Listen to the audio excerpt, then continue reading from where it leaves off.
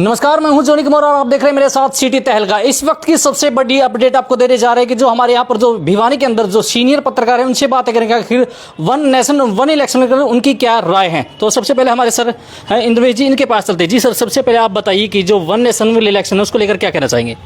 देखिए, one nation one election का concept जो है भारत में नया नहीं है। जब देश आज़ाद हुआ था तो 1951 से लेकर के 67 तक 2-4 चुनाव हुए थे।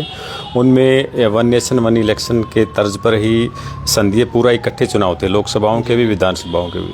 67 के बाद कई राज्यों का पुनर्गठन हुआ, जिसके बाद जो है अलग अलग टाइम पे जो है चुनाव होने लगे। वापस फिर से वही व्यवस्था जो है लाने का प्रयास जो है गवर्नमेंट कर रही है। तो इससे क्या है, लोकसभा के चुनाव, विधानसभाओं के चुनाव, उसके साथ लोकल बॉडीज़ के चुनाव, पंचायतों के चुनाव, जिला परिषद के चुनाव, इन सभी चुनाव को एक साथ करवाने का जो है गवर्नमेंट नए कॉन्सेप्ट लेके आई। ये काफ़ी अच्छा कॉन्सेप्ट कहा जा सकता है। आर्थिक रूप से जो है देश को बड़ा फ़ायदा होगा, एक ही टाइम पे इलेक्शन हो जाएंगे।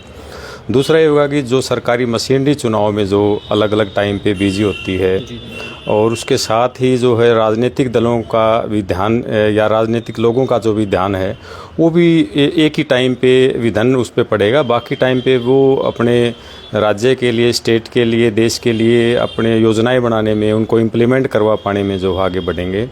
तो काफ़ी अच्छा कॉन्सेप्ट कहा जा सकता है। इससे खर्च भी बचेगा, आर्थिक रूप से जो है देश को मजबूती भी मिलेगी। तो इस पॉजिटिव संदर्भ में देखा जा सकता है। लेकिन इससे एक नुकसान जो है क्षेत्रीय दलों को ये माना जाएगा। क्षेत्रीय दलों के लिए इसको पचा पाना बड़ा मुश्किल वाली बात कही जा सकती है। तो देखते हैं आगे शीतकालीन सत्र में जिस प्रकार कैबिनेट में पास हुआ है तो किस प्रकार की बहस होती है।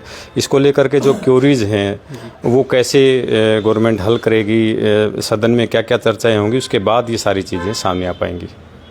तो आपको लगता है कि पूरी तरह से एक तरह से फ़ायदा होगा आने वाले समय में?